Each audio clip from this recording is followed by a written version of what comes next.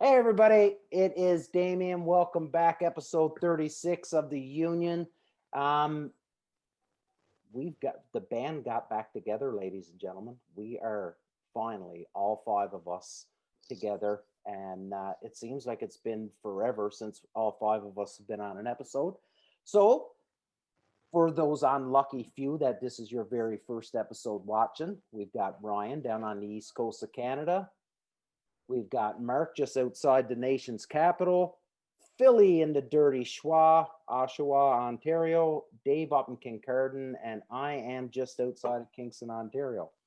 No guest this week, and we thought that this would be an opportune time for us to sort of go over the past season. Season's over for us here now. Is it still over? It's over for you now, Ryan, down in Nova Scotia? Yeah, we're done.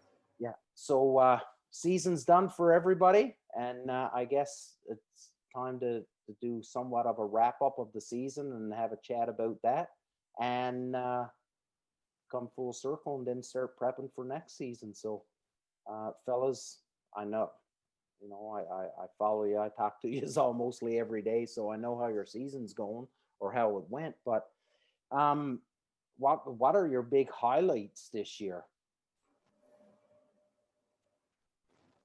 Don't all jump in at once.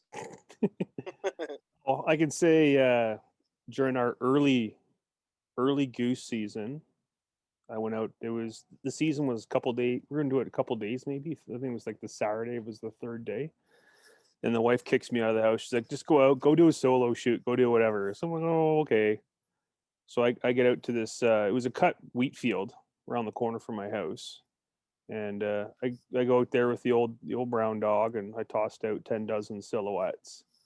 And I guess legal was, I don't know, 6:15. 7:00 rolls around. I'm like, anytime now, like, it's early season. You guys should be like flying by now. And then, like, sure enough, it was like 7:00. It was like a light switch. Birds start flying, and I start just lacing into flock after flock. I had eight birds on the ground before I picked up one. It just happened like this crazy flurry, and the dog's sitting there like watching geese rain from the sky, right? And he hasn't had a chance to pick up a single bird. Well, I start, walking through the decoys, gathering my birds and stuff, and sure enough, I grabbed the one, and it's double banded, my first ever double band, and I'm like, oh, well, this is going to be a good start to the season. Yeah, I bet. Only fucking band I saw all year. But it was a good hunt. I ended up getting 9. Got 9 geese with like, I think 9 or 10 shots. It was a good morning. Fuck, imagine. Yeah, I peaked early. Story of your life. Yeah, I'd say my highlight of the year was probably that hunt where Damien, we took your boy out. Yeah. The morning and the afternoon, they were both pretty cool. But the afternoon I thought was really special because just the whole backdrop and how the hunt went and everything that your boy got to experience there and how it all went. It was really a good time. That was definitely my favorite. Yeah, got the farmer's first shot out of a shotgun that day too. Dave? Yeah, for me, it was taking my boy out. This was his first full year of being legal to shoot ducks, and got him on his first. Well, the first mallard that he shot. We were all set up, and I'm on the one end of the boat, and he's beside me, and then my buddy Dave's beside him, and we're sitting there, and the single mallard just flies in, and then it just kind of, how it does that back step, like just, it was like it was floating in the air, just flapping its wings, and then I'm looking at it, And then Dave whispers to my son, he's just like, Kobe, you get that bird. And Kobe stood up really slow and perfect shot on it. And just to see the smile on his face for the first guaranteed mallard that he got, it was just, and then on top of that, like, because I was taking him out so much through the first part of the year, I ended up going out with a couple buddies down on St. Clair, and the first set of birds came in, and someone gave to take them, and everyone stands up to shoot, and I'm still sitting there, and they look at me like, "What are you doing?" And I was like, "Well, I forgot that I can actually stand up and shoot today. Like, I'm so used to sitting here, right?" So, but yeah, no, that was. And then next year, I get to take the daughter out for her first set of ducks and geese. So, That's yeah, awesome. good year. Brian? I didn't really have like one particular moment, but it was my first full fall back home this year, so it was pretty good just to be home and get obviously because of COVID, there's no guiding for me, so just to get to hunt with my dad and a lot of buddies I grew up with, and because I haven't lived here since 2012, the networking availability to meet with new like waterfowlers in the area. I got to meet a lot of new guys through social media and stuff like that, and get to hunt with a few of them. So that was pretty cool. But I mean, Matt Kazera, a good buddy of mine, I was with him with his middle child, when he shot his first ducks this year. So I know you and Mark were there when Liam, his oldest, shot his own. So that was a pretty cool moment too, to be there for both of them so far. So Yeah, but yeah, it was just a good year to be home and just kind of take it day by day and just enjoy the season. yeah. For those who don't know, Matt Kazera is from the episode of Some Homeless Guy. Yes. Yeah. Yeah, he does actually own a home, though. I can't. I can confirm. You know what? I had two. So much like you, Mark, my highlight is Cade coming out with us and getting up, and I think having you there, that sort of built up the excitement for him a little bit. There was another person to go and somebody else that sort of kind of fussed over him and was, hey, do you have this? Are you ready for that? And I got this if you need it. And so he sort of kind of like that. And the morning wasn't ideal. The dog didn't work well for us. Not a lot of birds, but in the afternoon he got to shoot. He was recording some of the hunts and he really did enjoy it. So that was awesome. From that standpoint, but watching my dog retrieve her first bird was pretty friggin' awesome from my part, just because of the work that I put into her, and I was just scared, right? Scared that I was doing something wrong, and she does it in a field. Is she going to do it when a gun goes off over her head, or out in real water, or with a goose smacking her in the face as she's so that I had a couple really good moments this year, and there was more, but Lander getting her first duck and Cade coming out with us was obviously my highlights, and now just build on more. You had her out picking up some geese out in that pond, right? Yeah, they're behind the house. That was her first one that she picked up. Yeah, it's a hell of a, like, especially for a young dog, and more importantly, because if the goose is stone dead, it's a hell of a lot easier, obviously, for them to bring him in on water, because they can like legit just push it. Well, Lander's not big enough to lift up a goose, right? No, she's just a wee girl. Yeah, she's just a small girl. So like out in the field, like it would take her an hour to get a goose back, because she'd have to drop it half a dozen times and pick it back up. But or out she'd on just the be water, she'd be walking on her front paws. Yeah, yeah. But out on the water, you're right. She just pushed it. But that first goose that she got, it wasn't stone cold. So it, smacking her in the face and stuff. Yeah. But she's. And they say like at least from a training aspect, like, if you're going to be working your dog with geese, make sure their first couple of geese are like dead, like dead yesterday, dead. DED. Yeah, because big bird like that going at them can put them off, and then you do more harm than good, right? Well, she dunked its head underneath the water and drowned it. I'm not sure if she done it on purpose or if that's just the way vicious things- little bitch. I'm not sure if that's by plan or what, but that's what it ended up happening. And it was quite a long retrieve. So by the time she got it to us, God bless her. she was good.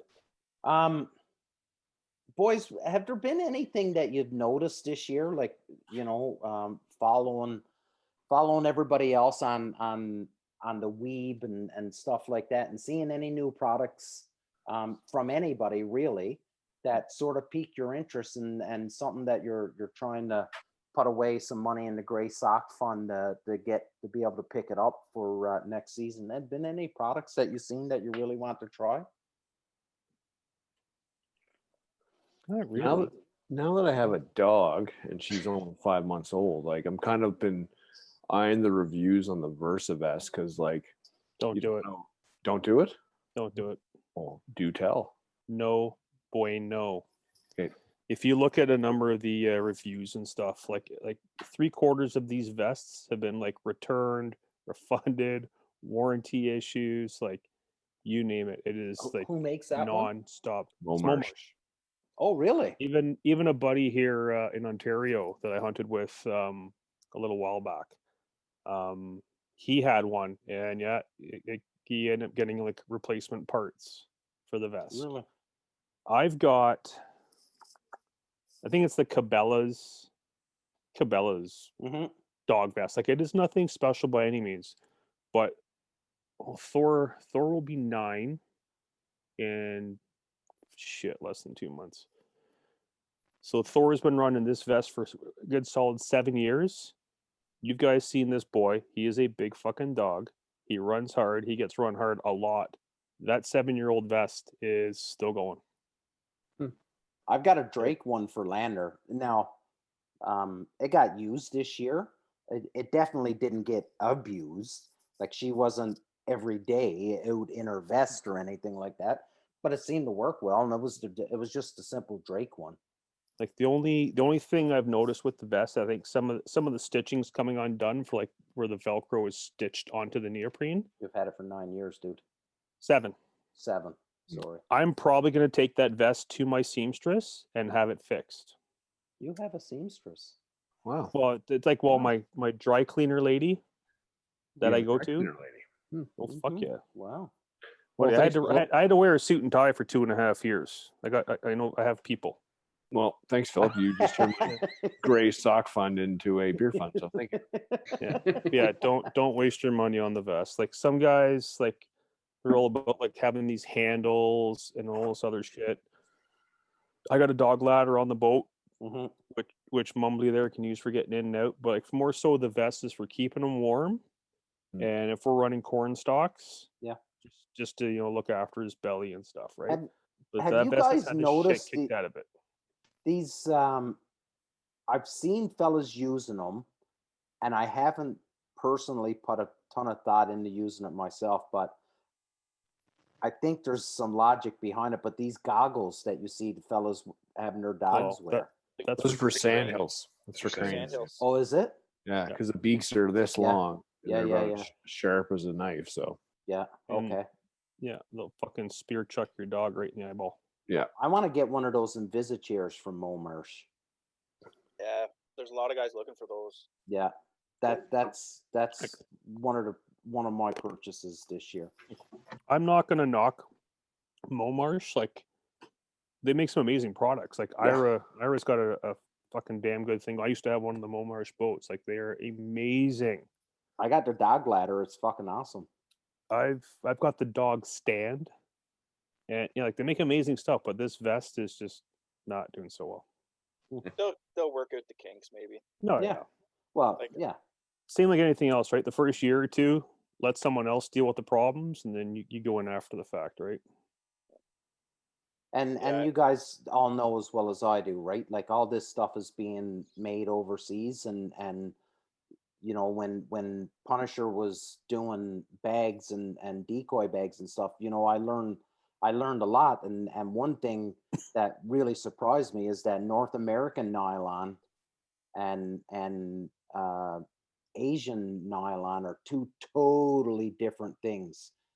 two totally different things. Our nylon is have much higher standards as opposed to theirs, right? So, you know, when it comes to a company like Momarsh and all these others that are doing huge manufacturing overseas, you know, when they're looking at materials, what they think is going to be good and what actually happens when the product comes out is two totally different things too, right? Yeah, it is what it is, right? It's like that with it. It's like that with anything else. I wanna put a new. I thinking I want to put, and this is where Dave is going to come in because he's got that new welder. But I want to put a. Have you seen those quack racks? Yeah. Yes. I want to put something like that on the bow of my boat, and just for gear storage. I just want hard points. I want something to be able to just be able to fucking carabiner and A7A strap everything to this boat and not worry about it fucking falling off. You know what I mean? And I probably won't. I probably won't get a quack rack because I can't even probably afford the shipping to get it to Canada. But Dave will probably do something up for me. Maybe we should have them as a guest on the show. Yeah. I've reached out. Actually, I have reached out to Quack Rack. Yeah. Yeah. Are they not the same company, kind of in line with Lifetime? Yeah, they are. Yeah. Yeah. That there's a guy from Lifetime looking to come on, actually. Yeah. So, So when I reached out to him was long before you had reached out to Lifetime. And Mud Buddy did get back to me the other day, and they really do want to come on. Mud Buddy and Excel. It's just trying to make the schedule work. during hunting season was pretty tough with them, right? Like they do their of course. in the water one, and Yeah. Things should start opening up now. Yeah. Unlike Ontario, not opening up. Yeah. We're currently on house arrest. House arrest, yeah. House arrest. You know what? So I really don't want to go down this fucking rabbit hole here, but like, is it really? Is this whole thing really affecting your life a lot?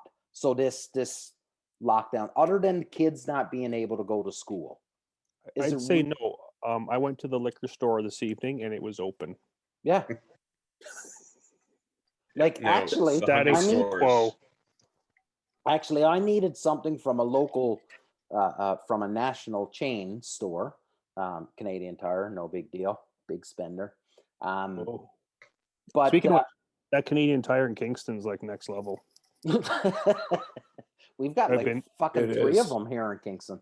I've been to one of them. Tires. It's like gargantuan. Yeah, it was that's awesome. But it's awesome. Like I go online, I order what I want. I put it on my Canadian Tire my Canadian Tire credit card.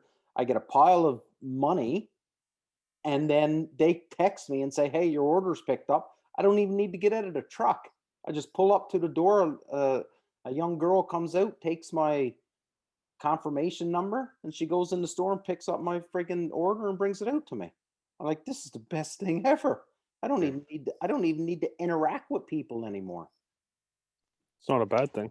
But when I want to go to the hardware store and get something for the house that I need, now I got to go do the whole rigmarole once before I just walk right in and get it and get out. And so you got to think ahead on some of this shit now. I need a chainsaw barrel oil, winter barrel oil, because I didn't have winter barrel oil when I started getting into the back to the woods, and I was called Canadian Tire because I figured I could just call ahead. Yeah. And they said, no, you got to order online. I said, well, what's your timeline for it to be ready? And they said 3 hours. And I'm like, well, I'm heading into the woods now. That's no good to me. Yeah. Then I remembered Wally World was open across the road. So I went over to Walmart and picked up a container of it there. Still. But what exactly, for our millions of listeners, is winter bar oil? Is it something that's less viscous? Yes. That's lighter. That's the scientific response. Yep. Yeah. It's lighter. Yeah. I don't know. I just bought 2 jugs of it.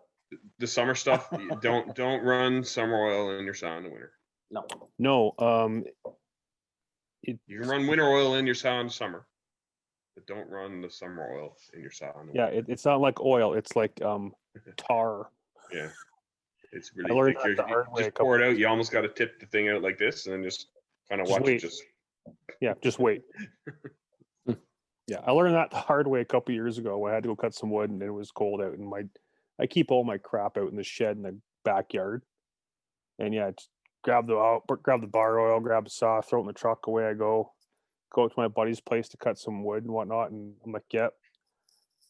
Well, we're just gonna." It's like trying to pour honey, except worse. luckily, the saw warms up as you have it running. Thank The God. heat generator from the saw will pump the oil. Yeah, But it's way better if you're using winter grade oil. that's Or one of what's those things called where all season oil. you do it once. You learn. You do it once. Yeah. That picture that you posted with that big burl in the back, there was a few call makers a little upset, weren't there? Mm. That wasn't that's not a burl. It was a friggin' limb joint. That's where Yeah. the limb came off the tree. Now, granted, the limb was this big around. Like, the diameter of that tree when I started was probably about 28 inches. And then where the limb came off, it dropped from 28 inches down to about 24. So that limb joint kind of looked like a burl. And like you said, they're not wrong. Manitoba maple has some colorful burl action in it, I guess you could say, especially around those limb joints and stuff. But I mean, if someone wants it, they can come get it or whatever. So what's your favorite call material? Like, is it a burl or just a plain wood or acrylic? For me, Yeah. to have in a call, Yeah. Well, no, I like acrylic. Yeah. Durability wise. I like acrylic for the field. But my favorite look is still spalted maple, and just how different it can look, considering it's just a shitty piece of rotting wood, right? That they've stabilized, and it looks, spalted maples. Yeah. It does look good. There's no doubt. What about you guys? I have one in Bacardi that I just like for like little backwater, like tight holes. Like that's what I like to use it, where I don't need to throw Behind your head. No, it's actually on my lanyard. I got to put it back there when I'm done with it. But now that the season's over, but I love it. It's a what is it? It's a micro hen, R&T micro hen, and it's like a low range, medium range call. But it's just, I don't know. It's nasally and nasty, and it's just a fun little call in like tight little flooded buck brush or ponds or whatever. I love it. It amazes me the amount of different sounds and looks and styles that come out of duck calls, and how just like one little sandpaper mark on the call can change what it sounds like. And duck calls are pretty amazing instruments, that's for sure. It is pretty fascinating once you get into the weeds, pardon the pun about it. And like you said, like one little minute change can have such a massive impact. I remember when I first started to learn how to tune a call, and some the video I was watching was like, just take like no more, like literally no more than an eighth of an inch off when you're trimming your reeds. And I remember I went a little too far, probably, I don't know, maybe a quarter of an inch, like way too much, but the impact it made, like, and just when you take an eighth of an inch off, like it's just completely different pitch, completely different tone. So once you get that reed in there, you're shaving off like a 32nd to a 16th. Fingernail test it. Try it. Oh yeah, like I've heard of micro tuning, where the guy will actually take like just the part that sits inside with the cork, and they'll rub that just on a piece of sandpaper at times and put it in. And I'm like, well, yeah, that's going a bit further than I ever would. What's the thickness of a reed? It's probably only an eighth of an inch, right? Oh no, no, it's way less than that. 64th. Yeah, probably between 64th and 32nd, in that range. Yeah. Okay. I mean, idiot. Dummy. Fuck, I'm an idiot. What are you new? Idiot. Oh god. Boys, I found a nice little hole of water in behind my property. It's all frozen up right now, but I really now I haven't seen any ducks around my property this fall whatsoever. And I got that big old quarry in the back where tons of geese. Oh, we'll fix that.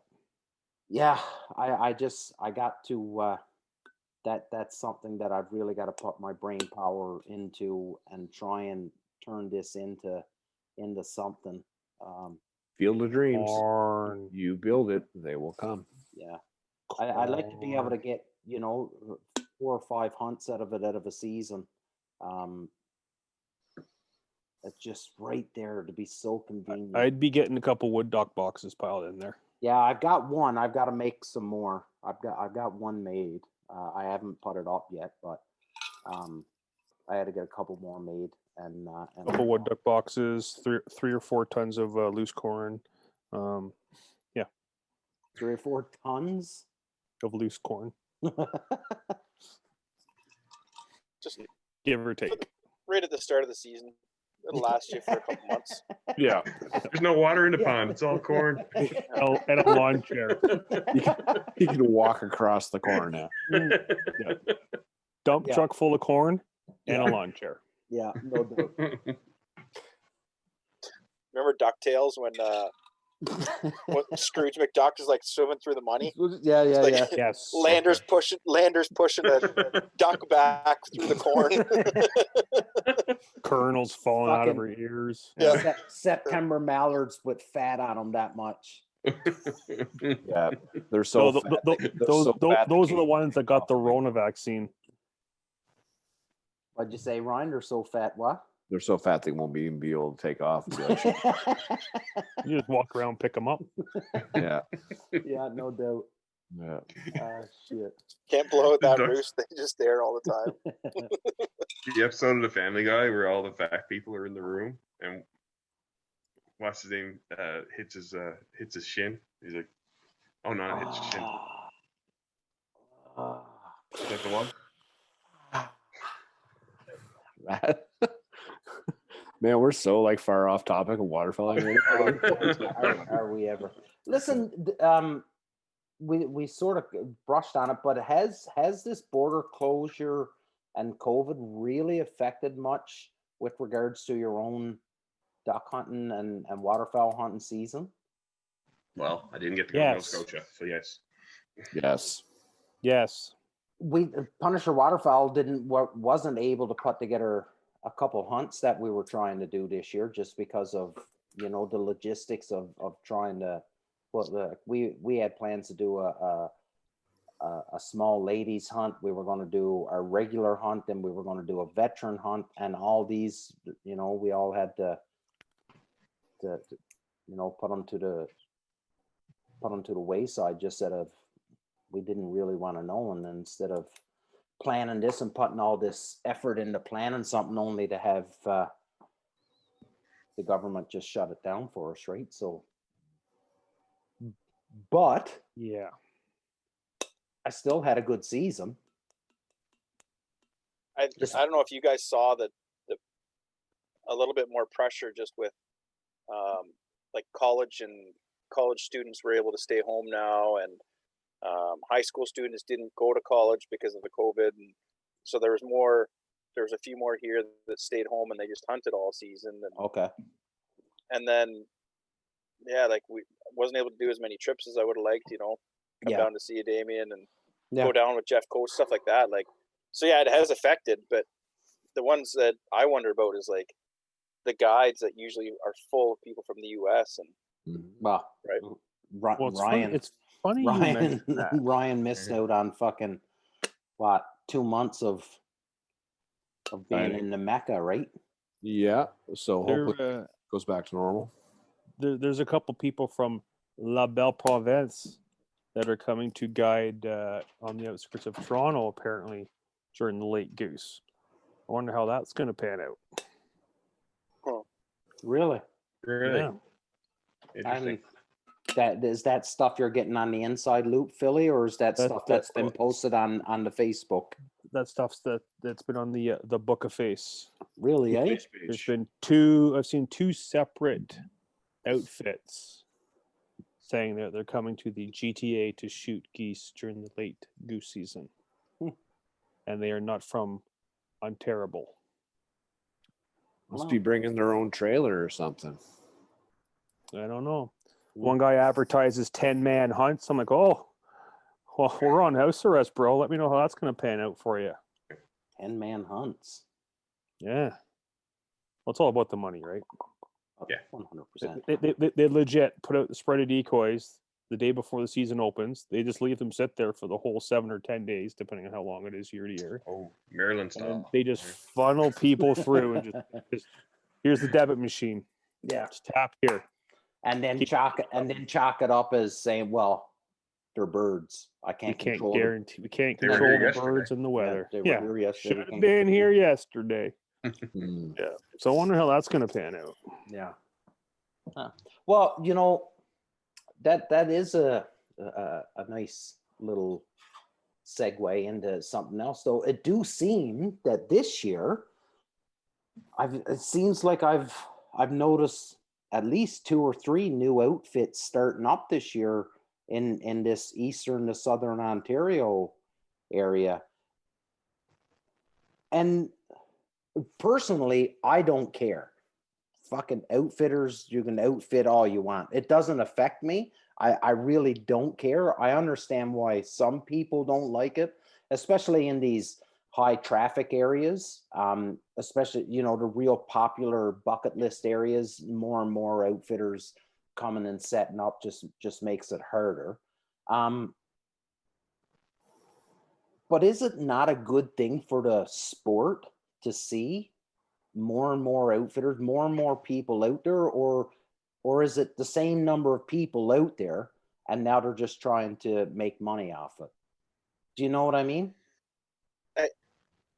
So, speaking specifically of like Mitchell's Bay, I talked to a few of the people. Like there's a guy that has a bunch of cabins down there, and I was talking to him, and like Rob Stanley having guys come up from the States that stay at this guy's cabin, and then these guys eat at this restaurant that's across the road, and they get their drinks from the LCBO / corner store that's 2 doors down, and all the stuff that's affected just by the guides, like being able to operate. Like guiding brings a lot of business in for the town and the community too, right? Yeah. So, Yeah, absolutely. you know what? It's good if there's enough people interested. That's good. At the end of the day, guys like Rob Stanley, guys like Luke Schroeder's, they're going to stay busy because they've got the name. They're going to put you on good hunts all the time. So Yeah, I guess that's the biggest thing. Like, you can have outfitters and people offering to take you out as long as and as long as it's being done for the right reason. And the right reason in my books is that people are going to walk away with a memorable hunt. Not always are you going to get those limits, but at least be a memorable hunt. Someone, listen, I'm pretty, and we all can. We can go sit with anybody, and we can tell if there's been the right amount of preparation put into planning a hunt, right? So as long as the outfitter and the customer can look the outfitter in the eye and say, fuck, you know, he did everything he can to put us on birds. They just didn't work for us that day. You know, I think it's good for the sport, and I think it's good to get the knowledge out there. More and more people should be doing it. I'm all for more and more people doing it, as long as they're doing it the right way and they're not, you know, just smashing birds and leaving them laying around and being unethical and being douchebags to people that are just down the road, or, you know, the next blind across the water from them. You know, fuck, me and Mark done one this year, and like, I still don't understand what those guys were doing, like how they didn't see us, why they were doing what they were doing. It still boggles my mind, right? But I don't know, maybe they were inexperienced and they just didn't know the difference. I also think that there's a limit, like especially in the goose, like field goose hunting, there's a limit for the amount of guides you can have in an area. Like as soon as it comes down to guides are starting to pay the farmers, and then the farmers are expecting payment from everybody, that's when it's going to be tough, right? That's I think it really varies on province to province too, because like, I mean, in Saskatchewan or Alberta, like there's zones, and you can only have so many guides in those areas, and they have to buy those rights. And so it's just different. Whereas Ontario, there's none of that. You can have 10 outfitters in one little town, right? So That's right. We can kill shit willy nilly. exactly. So it depends on the province and the regulations they have established for it. Some provinces you can be a guide and you don't even need a guide license. So I mean, it really varies from province to province. But I mean, there's guides are no different than hunters. There's guys who are good and they're ethical and they're responsible and they work their butts off, and there's guys who are half-ass and who aren't ethical and the opposite of that. So Yeah. Just do your homework if you're going to use them. But yeah, go ahead. It's funny you mention that, because I spoke to Brian McCrae about this ages ago, about because obviously Brian's got like pull, right? Like he works for OFAH. They're kind of the voice, the governing body, so to speak, for the hunters here in Ontario, about possibly pushing for licensing of outfitters and guides here in the province. But I haven't seen that go anywhere yet. I've got something else that now that you brought up the OFAH, and that is I've been hearing rumblings of people in southern Ontario, especially down in that Niagara region, looking to possibly push their dates of beginning season to the right, just because there's tons and tons and tons of birds. So like a super southerner opener. Like, Zone 5. Yeah. Like just like the super south. Yeah, like it is. There are tons and tons and tons of birds right now in the areas, and the season is closed. Meanwhile, at the beginning of the season, not so much, right? And it's funny you mention that, because like I go down, I travel a little bit to hunt here through like within the province, and I've been towards the southern western direction, and like it's a whole like completely like we'd have a foot of fucking snow up here in the Schwa. I go down to my buddy's place, and Christ, they barely got a quarter inch. I know there's a lot of friends to our south. I've seen a lot of waterfowl forums and a lot of guys I know, like, birds are stagnant right now. There's a big lockup. There's not a lot of birds crossing the border for whatever reason. If it's a mild year or what. Oh, it's because of COVID. Oh, yeah, COVID. Yeah, they don't want to spread their COVID. Going across the border. Yeah, they care too. That's true. Once the vaccine comes, I'm sure they'll migrate. That'll be good. But anyways, in the meantime, they're like if there was a late season hunting pressure, I'm sure they'd get more of a migration or a push. So I would definitely say that wouldn't be a bad idea. And Yeah, that's and now let's talk about, for our listeners that are down in the States and are bored listening to us talk about Ontario. But thank you to the 2 people in the States listening. We appreciate you both. Billions. No, but think about it. So now all these Yanks that usually head north to get in on the birds, and now that they're not able to, the local outfitters in the United States must be a banger of a year for them this year. It's got to be, eh? You would think. I would say yes and no. And my rebuttal to that is, like, obviously the whole migration is all weather dependent, right? If they don't get cold here, the birds don't go. Well, I'm not talking Plain about and a simple. banger with regards to duck numbers. I'm talking about for clientele. For clientele is what I mean. Yeah. But you like, as anyone knows, word spreads across social media. If the birds ain't there, ain't no one hiring shit to shoot nothing, right? But like, we look at here, like it's supposed to be 6 degrees tomorrow here in Oshawa. Yeah. 6. There was 4 here in Kingston today. We now I remember we had a bit of a cold snap a few weeks ago. I think it got down to like -12 during some nighttime there. But like that's like the only cold weather that we've had. Yep. Like other than that, like it's gonna be 6 tomorrow. I think again 2, 3 on Saturday. Like Well, this yeah, is like we haven't been unseasonably having. warm. We just had that young fella from Napanee that just passed away. Um, I didn't know the young fella, but a bunch of my friends certainly did know him, and he went through the ice on ice fishing, right? So obviously the temperatures aren't there. God, We haven't God had it. knows, especially this far south. Yeah, Or things aren't even frozen up here. yeah. Yeah, Like out on that quarry there where Cade's skating right now. Like I go down there and because I'm always checking it, but I've got 7 inches of ice down there. But well, that's we that's a stagnant body of water, right? There's no water coming in.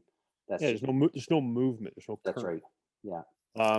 Like 2 weeks ago, a whole bunch of us we got together. We were out skating on Scugog, like right in Port Perry, off their like town docks, and the ice and stuff was fine, like out where we were skating, but like I'd say 40 yards over, right next to like the big cement town dock, there was fucking open water. Hmm. And I'm over there because it's funny because we took my truck. Well, I still got all my shit in the back. So I see the open water and I'm super, super fucking paranoid about water and shit. Hmm. I run out to the truck. I grab one of my Mojo poles and I go over and I'm poking the ice and testing it. The wife's like, "What the fuck are you doing? Hmm. Testing the ice, sweetheart?" And she's like, "What do you mean testing the ice?" I'm like, "Well, fuck, it's open here. I can see the bottom." Hmm. Holy shit! Probably shouldn't have done that. I got yelled at. Quit making the hole fucking bigger. It's like your fucking mom yelling at you, fucking playing with a hole in your sock or your pants or something, right? I thought you were Quit going a making different it fucking bigger. different direction there, Well, but yeah, you were playing pocket pool. There's a difference. Boys, again, another good episode, boys. Another very wide spectrum of topics, including Well, fuck, Peter we're in the off Griffin season. banging What his else are we shin gonna off, do? banging his shin. But I guess that was the 2020 waterfowl season for fellas still got out, ladies and gentlemen still got out, and they done their hunt and they worked within the parameters that they had, and they did what they could do. It seems, I think the sport is healthy. It seems like there's more and more people, or it certainly seems like it on social media anyways. It seems like there's more and more people out there, and maybe this whole COVID thing and the fact that people can't be in the malls and be in the stores and doing what they normally do, and it's forcing them to get outside and take in nature. You know what, maybe it is a good thing.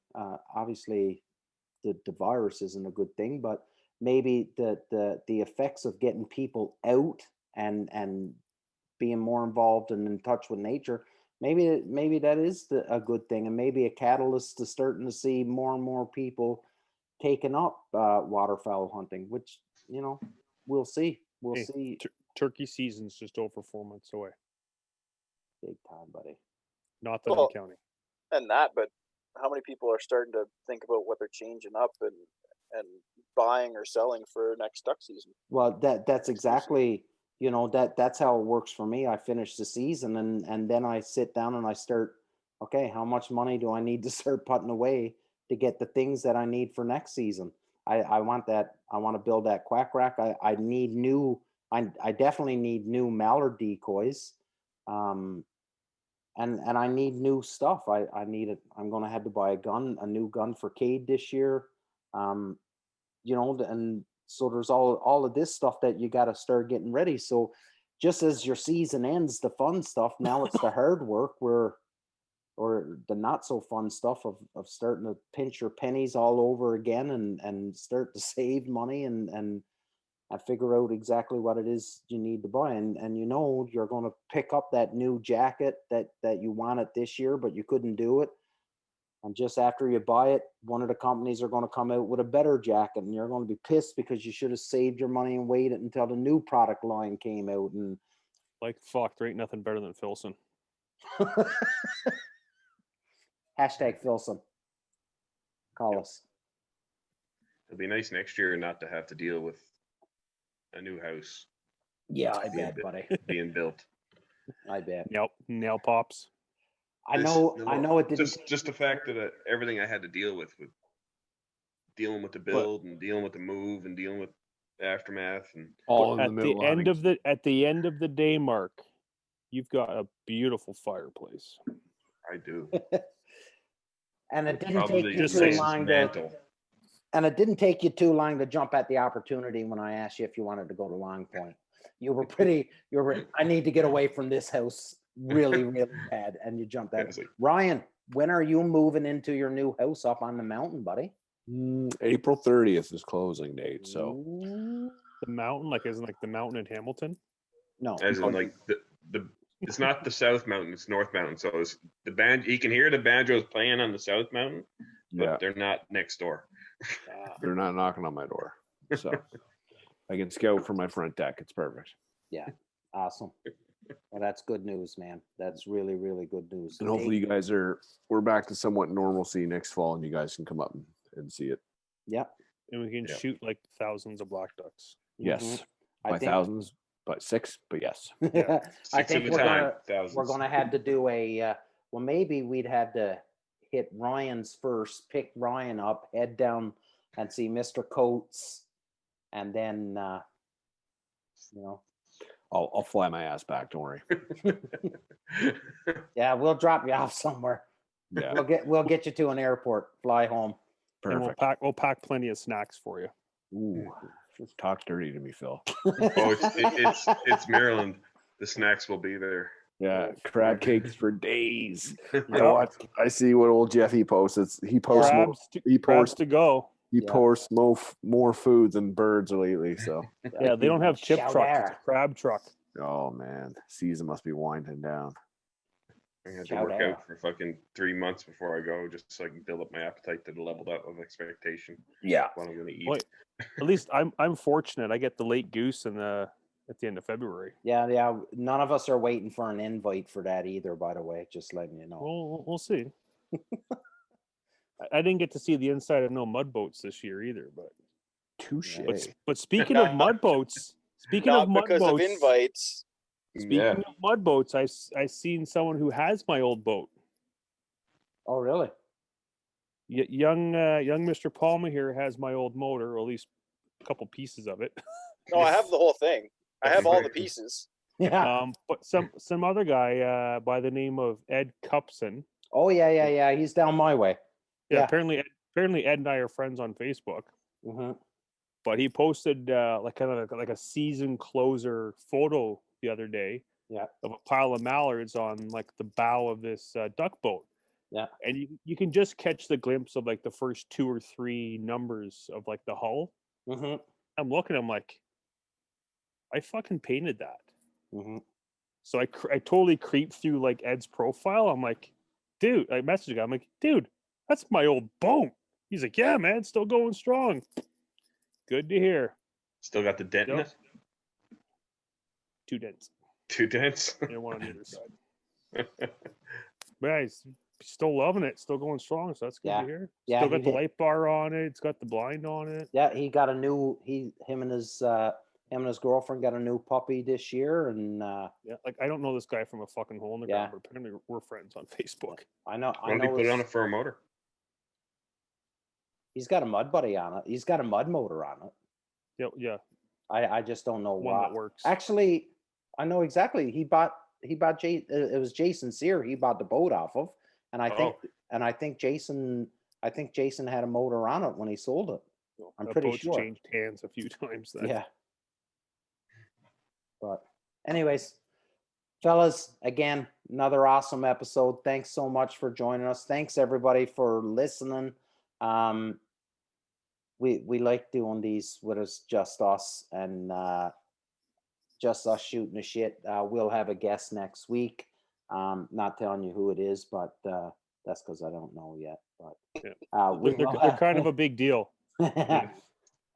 we will have a guest next week. But yeah, 36 episodes, everybody, and still going good.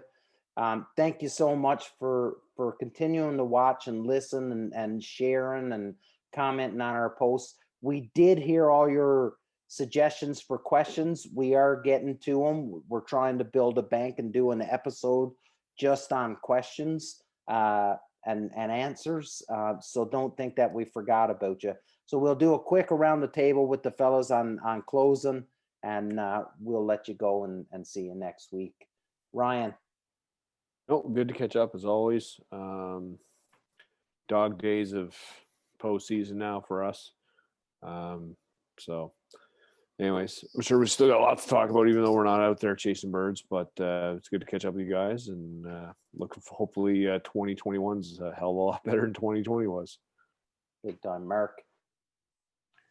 Good to have the gang back together. Good chatting with everyone. Yeah, seasons are all over, but there's a lot of wood standing on that property, so I'll have lots to do between now and turkey season, setting that up. I'll start putting your orders in for log couches right now. Mark is taking pre-orders. Lawn furniture. Yeah, $3,500 a piece. Awesome. Can I get a percentage of that, Philly? What's the affiliate code for us? We'll talk after. Oh, it's good to be on. I can't remember the last time it was just the five of us. It seems like it's been been ages. But yeah, here's hoping to, for the love of Christ, a better year than the last one that we've had. But yeah, we'll see, right? You know, everyone says flatten the curve, stay home, do this, do that. Just for the love of God, let's get through this. I got shit to kill. Dave. Yeah, good to catch up with everybody. I know Damien said it before. We're in our second lockdown, and if anyone House needs arrest, someone to Dave. talk to, We refer to it as house arrest. house arrest, Ron, house arrest. House arrest. If anyone needs someone to talk to, reach out, find someone, call us. We're all in it together. We're here for you, especially all our listeners, right? So, Duck depression's a real thing. Yep, that too. Yep. Absolutely. Thanks again, everybody. Thanks, boys, for coming on, making time to hang out and chat. Keep doing what you're doing, everybody. We can't thank you enough. Until next week, big love.